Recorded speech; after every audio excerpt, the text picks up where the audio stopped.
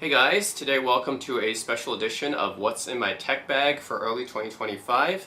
I've done previous videos like this in the past on my channel where I like to talk about the daily electronic gadgets and items that I use in my everyday life, the ones I use the most. You know, I review a lot of electronic gadgets and just like a lot of other tech YouTubers, we don't use all the tech gadgets that we review, right? So I wanted to just show off what I actually use in my day-to-day life, but I thought this year I might do something special. I'm going to tell you guys what's actually in my tech bag. So this is my backpack, my tech backpack when I go traveling, in the stuff that I bring. So these are going to be for like longer trips, like 1 or 2 months. Sometimes I go to Asia, you know, Korea or Japan for like 1 or 2 months. And this is the type of stuff that I bring. Now, the items in this video, I would say that a lot of them are just not really necessary, but it's just extra items I like to bring because personally as a tech YouTuber, you know, there's just a lot of tech items I like to bring even if it's not that necessary. And yeah, a lot of it includes audio as well because I like to review audio equipment and audio gear as well. So this is going to be like a combination of different electronics and audio gear that I like to bring. So this is actually my tech backpack. It's my Timbuk2 Astro Tech backpack. It's for gaming. Actually, it's called a gaming backpack, but I use it, you know, mostly for carrying electronics and audio equipment and gear and stuff. And I actually do have a bigger backpack than this that I use to travel. It's called the InCase Arc Travel Backpack. That one can fit a lot more clothes and shoes and stuff like that. But this one, yeah, it's mainly just for tech stuff. And that's why I want to show off in this video. What do I carry in this backpack when I go out traveling? So first of all, it is a good backpack, a lot of different compartments and organizational pockets and stuff. I've already done a video on this on my channel, actually, the Timbuk2 Astro. I think it's a fantastic deal because you can find it often at discount, and I got this for only $100 US. That's like half price off, and you can find it at discount pretty often. I highly recommend people check it out if they do want like a tech or gaming backpack. So it does fit a lot of stuff. Let me just show you how much it does fit. Okay, first of all, before I open it, the two electronic gadgets I use the most actually are my two smartphones that I carry around all the time. So my primary smartphone is the Asus Zenfone 10. So the Zenfone 10 I've showed off, I guess in my previous What's in My Tech Bag video last year as well. I've had this for almost 2 years now. This phone was originally released, what, 2023? Yeah, so I've used this for a while as my primary phone. Why I like it is because it's quite small, it's easy to hold. I don't like phones that are too big and clunky, you know. I like phones that are easy to hold in my hand, and this is a pretty good sized phone. It's not too large, it's easy to hold in my hand, and the tech specs are quite good. Like the camera, I'm not going to say the camera is going to, you know, beat the latest iPhone or Pixel, but it's good enough for me. So the Zenfone 10 camera is pretty good. But yeah, overall, I do like my Asus Zenfone 10 just because of the size and the fact that it's, you know, reasonably good specs. A lot of times, if you find like small phones, they're usually not very well spec'd. This one is actually pretty decent specs. Yeah, it was like $700, I think, brand new. But overall, been using this as my primary phone for almost 2 years now. It's pretty solid, pretty snappy and responsive, and the camera is decent. You know, it's not the best camera, but it's pretty solid camera actually. Pretty surprising because a lot of people don't know that Asus actually makes, you know, decent camera phones. But yeah, the Asus Zenfone 10 is my primary smartphone. Now my secondary smartphone, and you might be wondering why I have a secondary smartphone, is because I have one that's my Canadian number and one that's my US number, and the US number is just tied to a lot of stuff when I lived in the US. So I didn't want to give up that number, so I just ended up carrying two phones. My US number is actually tied to a lot of my messenger programs and yeah, a lot of my security stuff, right? The SMS, two-factor authentication stuff. So I just ended up carrying two phones. So my secondary phone is the Sony Xperia 5.5. Yeah, this came out. This also came out in 2023 as well. So yeah, this also came out 2023, same as the Zenfone 10. Why I like it is a similar reason. So the Zenfone 10 is pretty small and compact and decent spec, and same thing with the Xperia 5.5. It's just easy to hold. It's a little bit more taller and narrower compared to most smartphones, but I actually like this form factor, I think. And plus the fact that just Sony, like many people don't like they don't buy Sony phones because they're not popular or whatever. But I think Sony makes some pretty solid smartphones. The only thing is that, yeah, their camera is not the best or anything like that, but they've gotten better with that. And the Sony Xperia 5 actually has a pretty decent camera. Again, I'm not going to say it's going to compare to the latest iPhone or the latest Samsung, the latest Pixel phone in terms of camera quality, but it's actually respectable, you know? A lot of times in the past, Sony Xperia phones got a really bad rep for their cameras, which is ironic, you know, because Sony makes standalone cameras, but yeah, their camera phones hasn't been that great, but the 5 actually is decent, and I have to say it's actually respectable. Yeah, this is the first Sony phone where I can say that the camera is actually kind of respectable. Yeah, I haven't been able to say that about other Sony phones in the past, but the camera is actually respectable and pretty snappy processor and everything. Yeah, I just haven't had any issues with it. It's just built really well, and a lot of features, because this is what you expect from Sony actually. When you buy one of their phones, you get a dedicated camera shutter button, which the latest iPhones now have as well, but Sony's had it for ages. Fingerprint sensor on the power button. You got micro SD card slot here. That's something actually you don't even get on the Asus Zenfone 10, but you get a micro SD here. Headphone jack, which by the way, both the Asus Zenfone and the Sony Xperia have a headphone jack. It's just convenient being able to plug in without having to use Bluetooth, you know, if you want to listen to something. So yeah, that's stereo speakers. The speakers on this is actually pretty good. It's better than the Zenfone 10 actually. So overall, in battery life actually, I've always liked the Sony Xperia battery life. It's always been pretty good, decent. So anyways, yeah, overall pretty good. Micro SD card slot's accessible without having to use a SIM ejector tool. You can just use your fingernail to pry it out. So that's pretty convenient as well. Overall, pretty satisfied with the 5. Again, one of the main reasons why I got the Sony 5 is just it's easier to hold in my hand compared to a lot of the phones nowadays. They're like too chunky, and yeah, I don't like to have bulky, big phones in my hands. So the Zenfone 10 and the 5 work for me. And also I like the other features, right? I want to support phone manufacturers that keep the headphone jack. You know, I don't want to keep supporting the removal of the headphone jack, which has been going on for almost 10 years now. But yeah, these two keep the headphone jack, and Sony in addition has the micro SD card slot and pretty good display. Speakers are good. Battery life is good, you know, a lot of good features on this one. And the Zenfone 10, I would say out of these two, the Zenfone 10 still has a better camera, but the Xperia 5 is respectable, and that's better than what I can say about previous Sony phones with cameras in it. So anyways, these are my two main smartphones, is the Sony Xperia 5 and the Asus Zenfone 10. Yeah, those are the two I would use the most. Okay, so now let's get into what I actually have in my Timbuk2 bag. So yeah, again, like I said, this is like a gaming backpack.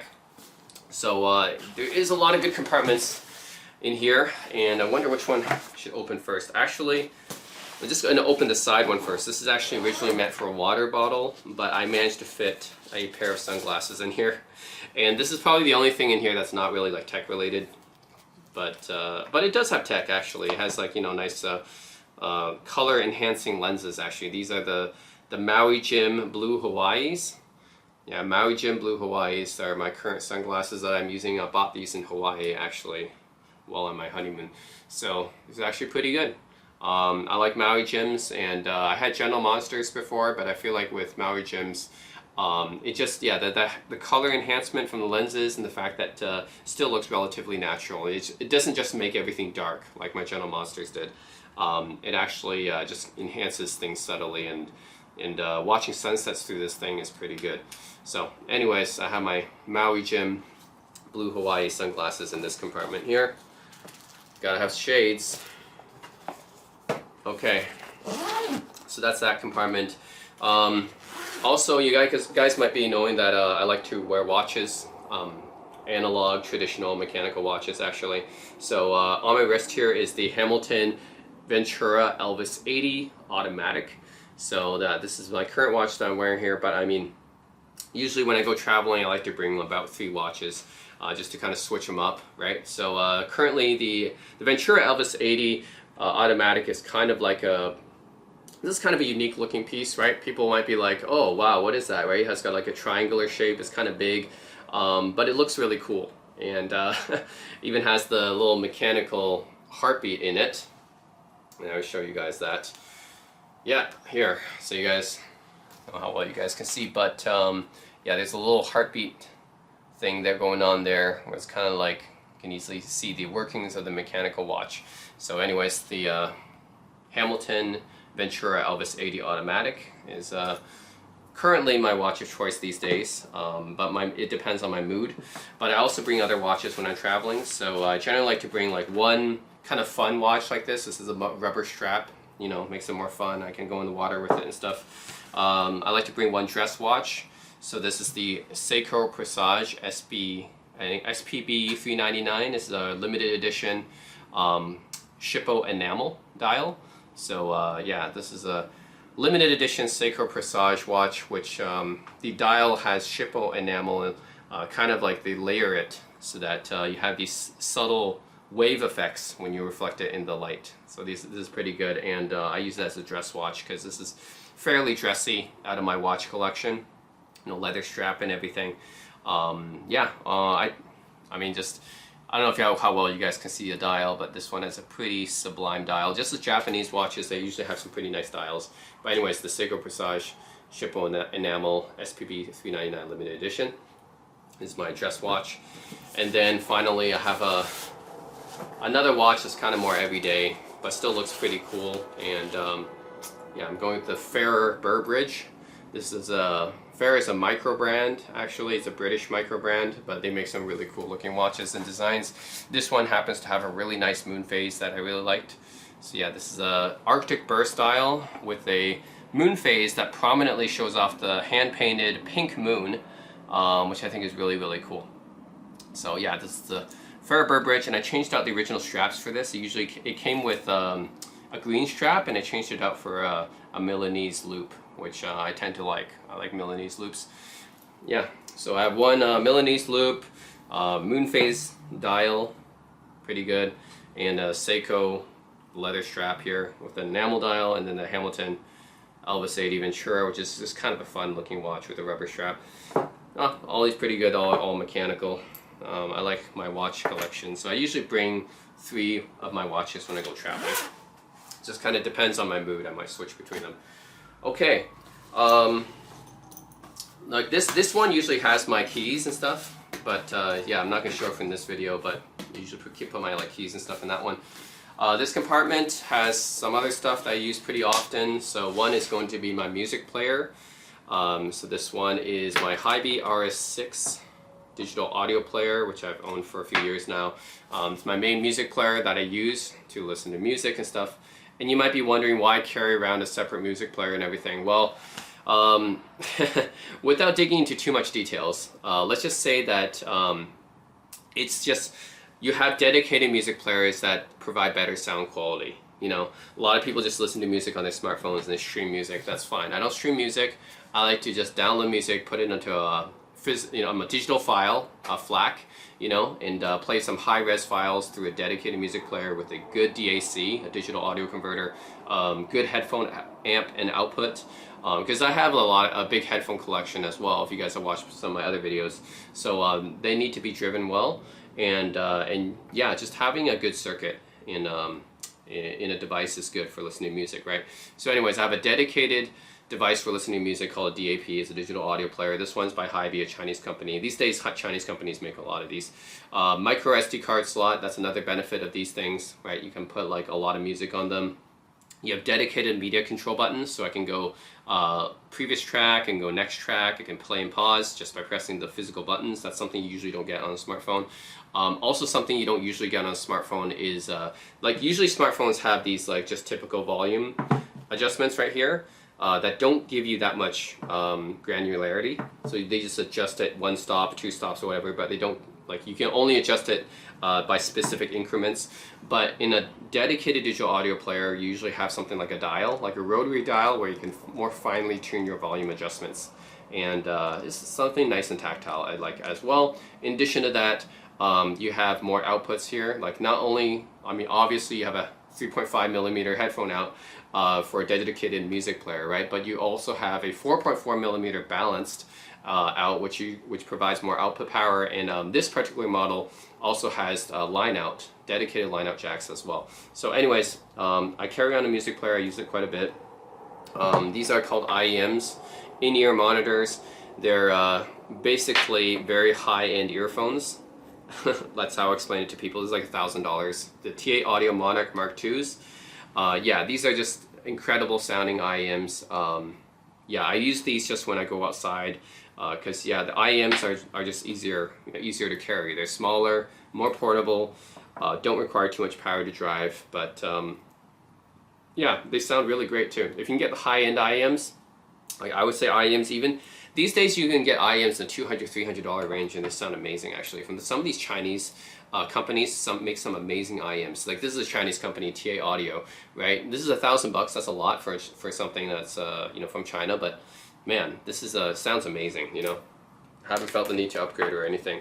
And I've used this setup for many years now. The Hibi RS6 with the TA Audio Monarch Mark IIs.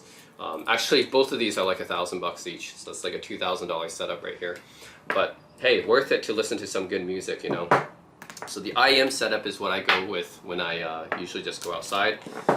So that's pretty necessary and essential for me. But I also have some other phones here. So I already brought two of my main phones. Now these ones I don't actually use as phones. They're more for specific purposes. So I have the Motorola Razr Fold 2020. This, or the 5G, you can call it as well. Second generation foldable Motorola Razr device. The main reason I use this is just because of the eSIM capability, because actually my Asus and my Xperia unfortunately don't really support eSIM, at least not the models I got. So I have to get one that supports eSIM, because when I travel abroad I want to use eSIM instead of buying physical SIM cards when I travel. Physical SIM cards are just kind of a hassle now. So I'd rather just buy a eSIM, and then just whatever country I go to, I just use the data from the eSIM, right? It's just easier. And this thing's pretty small, because I only use this for the eSIM, right? I use the eSIM here, and I just tether all my other devices to it.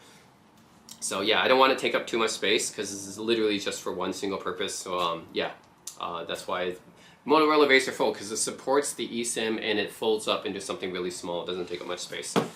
Another phone I bring is the LG Wing. This is LG's one of their last phones, or their last phone that they ever released before they shut down their mobile division. But the LG Wing is really good because, well, it has an SD card slot, and also it's good for watching movies. Why is it good for watching movies? Because you can flip up the screen like this, and this is something only the LG Wing can do, right? You can rotate the screen up, and it's something people always are like, wow, what the heck is that, right? I flip up the screen and I can just watch my movies like this in landscape. Like I don't need to just continue holding it like this. Like most people watch movies on their phone and they're just like this, right? They're holding it like this. I don't need to do that. I just flip up the screen and I just continue watching like this. I hold it like a regular phone, but I still get the landscape view. That's something I can only do with the LG Wing. Plus it has a micro SD card slot, so I can put like dump a whole bunch of movies onto the SD card and just watch it from there. Really useful. So I keep the LG Wing for this purpose. Even though a lot of people don't like the LG Wing. You know, online, people have been saying this is a bad phone or whatever. They make fun of it. I don't understand. It's a pretty cool phone. And I mean, some people have issues with this form factor, this phone swiveling up, and they can't find a good use case for it. But I'm like, this is just good for me watching movies. I just hold it like a regular phone. I don't have to hold it like this, like most people do. Like this is a little bit more straining on my arms than just holding it like a regular phone, right? And I can hold it one-handed, no problem. And yeah, that's my use case for the LG Wing. So I don't know why all the hate against the LG Wing. Okay, so I do want to talk about this headphone, even though it's not in my backpack, and I'm probably not going to bring it traveling, but I do want to talk about it because I do love it so much, and it's become my main closed back headphone. This is the Darren Clarke Nora X. It retails for about $1,000 US. I got it cheaper than that, but this is just an amazing closed back headphone. I mean, I've reviewed a lot of headphones on my channel. I've tested a lot of closed back headphones on my channel, and this Nora X is so far the best I've ever tested in terms of just overall. The sound quality is really good. It's very detailed. The soundstage is the biggest I've ever heard from a closed back headphone. Soundstage is like, imagine like a 3D 3D sound field around you, and this you can kind of determine whether the sounds are coming from like this way or this way or this way. You know, if you have just cheap headphones, you can't really determine that because it's just all coming at you. But with higher end headphones, you can kind of determine where the sound is coming from. They call it soundstage and imaging. So the Nora X has really good soundstage and imaging. Probably the best I've ever heard from a closed back, especially this price range. Like I've compared it to the $1,600 Denon D9200, the $1,900 Audio-Technica AWKTs. Like these have better soundstage than those guys. So this is $1,000 US. It was actually cheaper than them, but it is better soundstage, and it's pretty amazing. Very comfortable to wear. As Dan Clark headphones are always comfortable to wear. These are made in San Diego, I believe. Dan Clark is a U.S. company. But yeah, planar magnetic drivers, which you know, some people think that planar magnetics are superior to regular dynamic drivers. I think it's like it's just a taste of a preference thing, but they do they do focus on planar magnetic drivers. So all of Dan Clark's headphones have those, yeah, very detailed. The tuning is really good. It's not like too flat, so it's not too like boring or clinical sounding, but at the same time it's not too V-shaped either where you would like, wow, it sounds like way too much like a Beats or whatever, and it's not like that. Yeah, it's just tuned really well. It has the right amount of bass, the right amount of treble, the right amount of mids. I'm just gonna say that I really like it. It's not too much of anything, but at the same time they don't make it too flat either, so it's just, they tuned it just right, and very comfortable. And soundstage is really good, very detailed. I don't have anything really bad to say about this headphone. It's just really good closed back headphone. Anyways, I just want to talk about that because this is my new go-to closed back headphone now. It's the Dan Clark Nora X. But it's not the headphone I go to when I'm traveling because it's still a little bit bulky. It does fold up though. Like it folds up like this. It folds up like this, but it's still like, you know, I still need to put it in the case and stuff. So the over-ear headphones I use for noise cancellation are the Bowers & Wilkins PX8. So I've reviewed a bunch of wireless headphones as well. These ones are still my go-tos. Yeah, and they fold down flat, so they're, you know, they're more portable and stuff. So that's why I choose these over the Dan Clarks. Dan Clarks obviously sound better, but you know, these are wireless and they're more portable. Noise cancellation is pretty good. So for Bowers & Wilkins, I find like they're right behind Sony and Bose and Apple when it comes to noise cancellation, which is still pretty good. They're not up there, but you know, still better than a lot of the other wireless headphones I tried. Sound quality is pretty good. It's very balanced. Decent amount of detail. It's not quite as much as, say, was it the new DALI IO8s, I believe, that just came out, are really good. And then the Focal Bathes. Yeah, the Focal Bathes are really good and detailed as well. And maybe Bang & Olufsen H95s, but I think they're pretty close between the H95s. Yeah, so decent amount of detail, pretty good sound quality, comfortable reasonably, good noise cancellation, and looks pretty good too. This is the McLaren edition actually. But yeah, you can get these for about $600 US. Not cheap, but at the same time they're pretty premium quality wireless headphones. Like they're just built really well. You can definitely just see that, right? They're built really, really well. Anyways, that's my wireless headphones. I usually just use this when I'm on the plane or on the train or something like that. So not too often, but I have those. In here I have a little pocket just for the mice. So yeah, my mouse that I use when I'm traveling, this is the Razer Death Adder V3. That's it. It's not an expensive mouse, just, you know, just one decent gaming mouse that just does the basics well, and this one does the basics really well. So yeah, nothing fancy, just the Razer Death Adder is one of the most, their best-selling mice, but also one of their most basic mice, and it's good enough for me. So yeah, Razer Death Adder for gaming, because when I'm traveling somewhere for like 1 or 2 months, I might want to do a bit of gaming, right? And yeah, that one goes in this little dedicated mouse pocket here. Actually, should I just leave everything here just so you guys can see how much stuff I have? Okay. That's pretty much it for here. I didn't put too much in this layer. Okay, a lot of things are going to be in the second layer, so let's look at the third layer. Third layer is just the laptops, that's it. So I bring 2 laptops usually. One laptop is going to be my normal use laptop, and I usually go with either the HP Dragonfly Elite G3 or the MacBook Air M2, and I think I I have the MacBook Air M2 here right now, and if I was working, since I work remotely, you know, sometimes I might work a bit when I'm traveling, then I would bring my work MacBook. But if I'm not working, then I'll just bring the MacBook Air M2, and it's fairly light. It's about 3 pounds, and just my everyday use laptop. You know, this one is just simple to use, and yeah, pretty. You know, guys, how MacBooks are, right? They're very minimalistic. So minimalistic, simple, easy to use. About 3 pounds. So that's my normal everyday laptop. Is the MacBook Air M2, and then for my gaming laptop.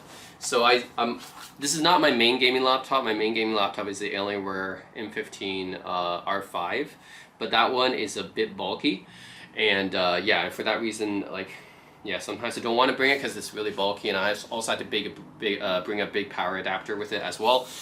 So I went with the Asus ZenBook Pro Duo. This is the 14-inch version. Yeah, this one has a 3050 Ti in it. It's not quite as powerful as the 3060 in my Alienware, but 3050 Ti is decent. You can still run decent number of games. Has the ports that I need, as micro SD, full-size HDMI. Yeah, obviously USB-A, need that. Double Thunderbolts here. Yeah, that's pretty much all the ports I need and stuff. And plus, it's a cool laptop. So you have that dual screen thing going on here. So this is the ZenBook Duo, right? Duo means you have another secondary screen right here, and they're both OLED because this is the Pro Duo version. Yeah, so these displays, I believe they're 2.8K. So 2.8K OLED displays, and there's 2 of them. And yeah, 3050 Ti GPU, Intel 12th gen processor, Core i7. So yeah, overall decent specs for gaming. So I actually use this as my main gaming laptop, and also media laptop sometimes as well, because it has the OLED displays. And just having, you know, something dual screens is cool because I can multitask really well on them. I'll just have like a messenger down here at the bottom, and I'll have a game playing on top or something like that, or just watching a video on top. So anyways, pretty cool, useful laptop, and it doesn't weigh that much. It actually weighs like just over 3 pounds. So yeah, to have all this technology and just weigh it, you know, just over 3 pounds is pretty cool. Actually, the MacBook Air M2 actually weighs under 3 pounds, my bad, because this is a newer version. So yeah, the MacBook Air M2, this weighs like closer to like 2.8 pounds or something like that. But this one, the ZenBook Pro Duo, weighs over 3 pounds. So it is heavier than the MacBook, but still not too heavy. So still, you know, reasonably light enough that I can still carry it in this backpack. Whereas if I carried my Alienware M15 with me, you know, that's like a 5-pound laptop. So that's too much. Okay. Let's look at the last layer in this backpack here. This one has the most stuff. All right, what do we got here? So we got the chargers, right? So this is the Asus ZenBook charger right here that I got. You obviously got to bring a charger, right? If you're gonna bring a laptop. This is the charger for my MacBook. So yeah, I mean, this is not a MagSafe charger, but I could replace it with a MagSafe. This is just a USB-C charger, not just for my MacBook, but it can charge my other devices too. So I think I didn't go MagSafe because, well, I can charge my other devices, not just my MacBook. And yeah, a bunch of stuff here. So let's see. Okay, I have my gaming controller here. So this is a Razer Wolverine Ultimate controller. I use this, you know, when I'm playing games on my Asus ZenBook, I guess, when I go traveling. So yeah, I've used this controller basically for a lot of my gaming videos, and I do a lot of gaming videos. I've used this one for a lot of my gaming videos. Really nice, especially because you can swap out, you can actually change out the D-pad and the analog stick if they get worn out, which has happened several times since I use this a lot. I played a lot of games with it, so yeah, you can change out the D-pad, you can swap out the analog stick. Overall, pretty nice gaming controller here, the Razer Wolverine Ultimate. What else? Bluetooth speaker here. I have the Fender Tiffle Rockstar Go 2. Pretty loud sounding Bluetooth speaker. So this one even has like a little space where you can kind of carry it on like this. You can strap it to something. And it has this, what's this, the Dynamore technology, where it kind of increases the sound stage. Impressive amount of bass on this thing, by the way. And I think I also brought, I also brought the tripod. So I have a Manfrotto Pixie tripod. And what I usually do is I can just screw this thing in. This is as a tripod mount, and that's it. And then you can put it down here, and then you can start playing music in your hotel or your Airbnb. I mean, if you're living, not with other people around, of course, if you have your own private Airbnb. Yeah, or just in a hotel or something, or you're with some friends, you bring this outside, just put it down on the tripod outside and start playing some music, and it sounds pretty good. So the Fender X-Teufel Rockster 2. I don't know if I'm pronouncing that correctly. It's a German brand, Teufel. Okay, okay, so I have my gaming headset here, and this is mostly, like, you can use this when listening to music, but it's mostly for gaming and work conferences as well, actually. So this is the Beyerdynamic MMX 330 Pros. You'll notice that it comes with a boom mic. So I use this mostly when I'm recording, basically if I'm going to be going abroad and traveling for a few months, then I might make some videos. Then yeah, I'll be using these headphones. It's super comfortable because that's what Beyerdynamic is. They're known for super comfortable headphones, just like Dan Clark. Yeah, just really comfortable, and they got a decent boom mic because it's Beyerdynamic, so they make mics too, and they're decent, solid sound quality, I think. So anyways, yeah, I use this when I'm just recording some gaming videos, or even when I'm like doing some work and I need to be on a Zoom call or something like that, and this mic works pretty well as well. So anyways, that's my gaming / work headset, Beyerdynamic MMX 330 Pro. Yeah, what else? I have my VidShure Pros. So this is an interesting device. These are actually, they look like sunglasses, but they're actually video glasses. So that's right. When you plug this into a USB-C device, like a laptop or a phone, then it actually transmits the video signal into these glasses, and inside these glasses, it's like a virtual 180-inch screen or something like that. It's like a big theater, basically. So once I put on these glasses, it's like I have my own personal home theater inside. And I've been interested in these kind of things for a while. They used to be called head-mounted displays, or HMDs. But then this technology got better. So these days I don't need to wear HMDs anymore. There used to be this, like these whole class of devices called head-mounted displays, which are just like video glasses. But they shrunk this technology down into like this sunglasses form factor now. It was really X-Real that really started this trend. But nowadays you have other companies like VidShure, which is a small American company, but the others, I think Rokid and X-Real Chinese. But they're all making these kind of really nice video glasses that honestly are not too expensive for what you get. These are like, what, 400, 500 bucks?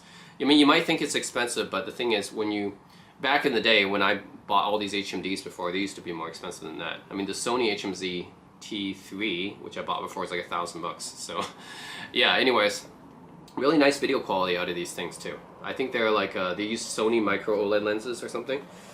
Yeah, they use like Sony OLED micro lenses, and they're like 1080p per eye, which is put together is more than that. So yeah, anyways, and you can adjust the diopters too if you're nearsighted, which I'm not anymore because I did LASIK surgery. But yeah, pretty nice. The video quality is really nice and sharp, and it just looks like it's floating above you.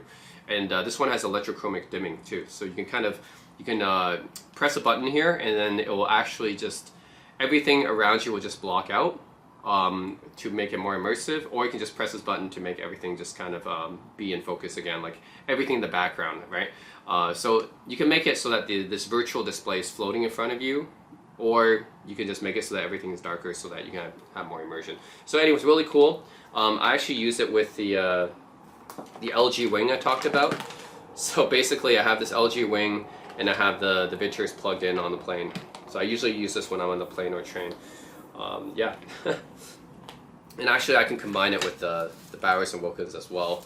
Although I prefer to use wireless earbuds with those because they're a little bit easier. Yeah, less intrusive.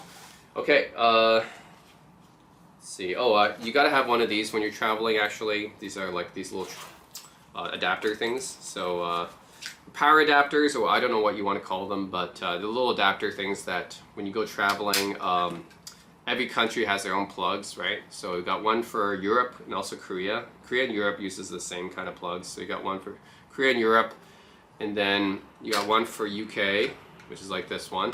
This is like UK style. And then you got one for US and Australia, which is like this style. So you got a few different types of plugs. So this, that's the thing, when you go to different countries, they'll have their own plugs, right? So I just use one of these. They just adapt whatever. I use all Canada, US stuff, right? So I just plug it in, adapts to whatever country, and then I have some charging stuff here too. So USB-A charging here, so you can just plug in some USB cable. So it's pretty nice to have one of these things. I always have to bring these when I go to Europe or Asia. Okay, then I have the Peak Design Tech Pouch right here.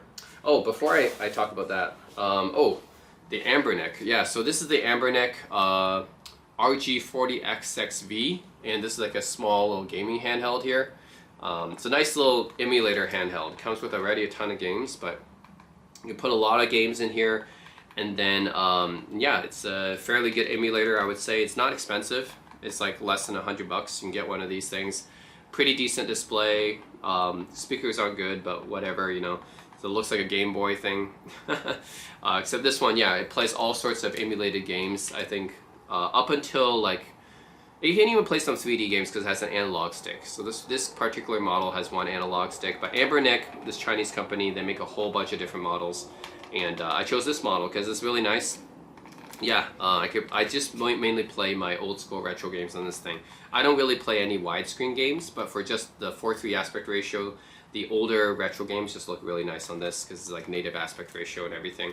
So yeah, anything from like Nintendo era, Super Nintendo era, all the way to Dreamcast era, I think, or GameCube even, I would play on this thing.